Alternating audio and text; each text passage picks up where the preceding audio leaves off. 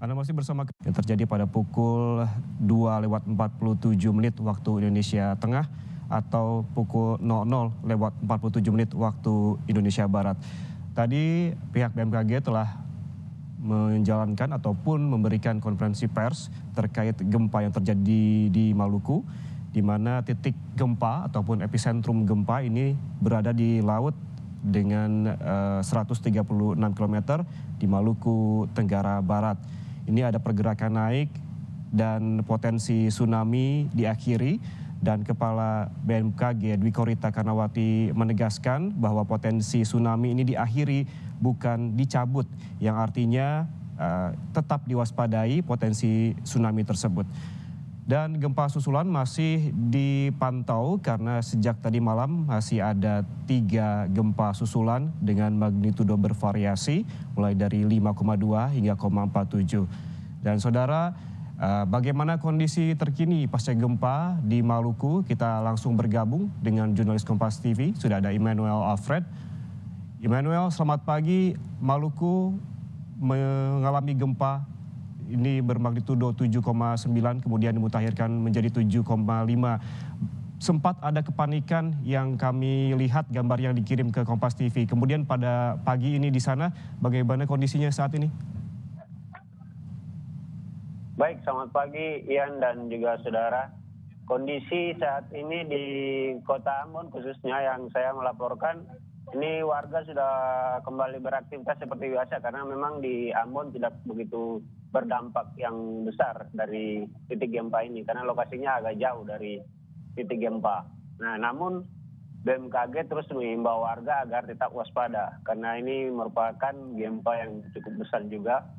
Dan dari titik gempa yang informasi yang kami peroleh bahwa saat ini memang warga masih berada di titik-titik lokasi pengungsian yang jauh dari permukaan pesisir laut begitu. Dan saat ini sesuai dengan gambar yang kami peroleh bahwa pada awal gempa itu memang warga sempat panik dan berusaha melarikan diri ke tempat yang begitu aman. Saat ini kami juga belum mendapatkan laporan dari BPBD setempat terkait dengan dampak yang diakibatkan oleh gempa, khususnya yang sangat dirasakan itu di daerah Samlaki dan juga di sekitar Dogo. Demikian, Yan. Ya, di Ambon sendiri, Noel, bahwa seperti yang Anda sebutkan tadi, pada pagi ini warga sudah beraktivitas seperti biasa. Lalu bagaimana dengan warga di kawasan pesisir? Mengingat juga pihak BMKG menyebutkan ada gelombang tinggi dan ombak tinggi yang menerjang kawasan pesisir Maluku.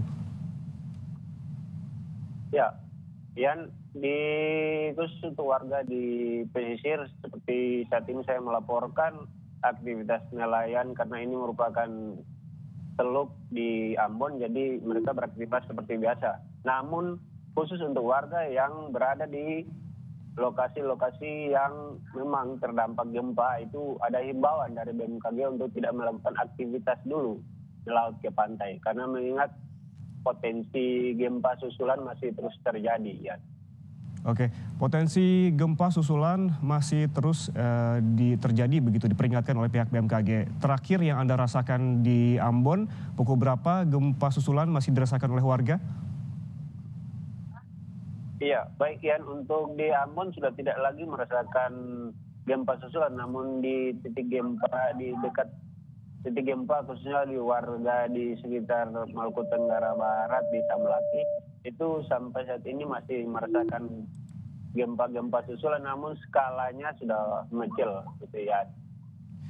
Noel, BMKG ini membagi 2 wilayah menjadi wilayah berstatus siaga dan berstatus waspada. Kota Ambon sendiri masuk dalam status siaga. Lalu apakah yang Anda pantau di sana ada kerusakan bangunan, Noel? Baik, memang benar ya ada pembagian status. Namun di saat ini untuk di Kota Ambon sendiri belum ada laporan dampak kerusakan karena lokasinya seperti yang tadi saya sebutkan bahwa jauh dari titik gempa. Namun di Samlaki memang ada laporan bahwa kerusakan-kerusakan kecil yang terjadi di sana, namun sampai saat ini kami masih menunggu laporan resmi dari BPBD karena saat ini mereka masih melakukan penanganan khususnya untuk warga yang berada di lokasi-lokasi pengungsian mandiri. Jadi warga ini mengungsikan dirinya karena masih terjadi gempa-gempa susulan gitu ya. Baik, Noel, tadi BMKG sempat menjelaskan bahwa potensi peringatan dini tsunami ini diakhiri, bukan dicabut, artinya ini masih tetap diwaspadai adanya potensi tsunami.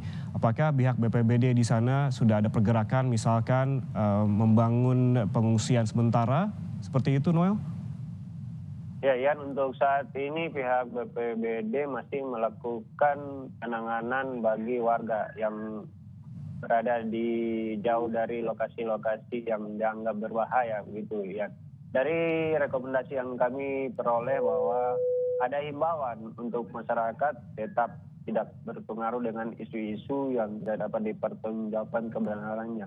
Juga himbauan khusus kepada warga yang berada di pesisir agar jauh dari pesisir pantai, artinya mengamankan diri dulu sampai ada himbauan lanjutan bahwa aktivitas di lokasi mereka benar-benar bisa berangsur normal kembali, gitu ya. Noel, warga di pesisir diimbau agar tidak dekat dengan kawasan pantai ataupun pelabuhan begitu ya. Apakah ada angka berapa kilometer titik aman bagi warga untuk tidak dekat dengan pesisir, Noel, yang diimbau oleh BMKG maupun BPBD? Ya, untuk jangkauan berapa kilometernya itu kami belum bisa memperoleh pasti, namun mereka dihimbau agar mencari tempat yang lebih aman seperti misalnya dataran tinggi, karena memang di lokasi sekitar daerah-daerah yang terdampak gempa tadi itu memiliki dataran tinggi, jadi mereka dihimbau untuk mengamankan diri sementara di daerah yang dianggap aman begitu. Baik, artinya hingga pagi ini aktivitas warga di Ambon sudah kembali normal. Warga mulai beraktivitas seperti biasa setelah gempa bermagnitudo 7,9 yang kemudian dimutakhirkan menjadi 7,5 terjadi pada pukul 2:47 magnitudo pada pukul 2,47 maksud kami waktu Indonesia Tengah. Terima kasih jurnalis Kompas TV Immanuel Alfred melaporkan langsung dari Kota Ambon, Maluku.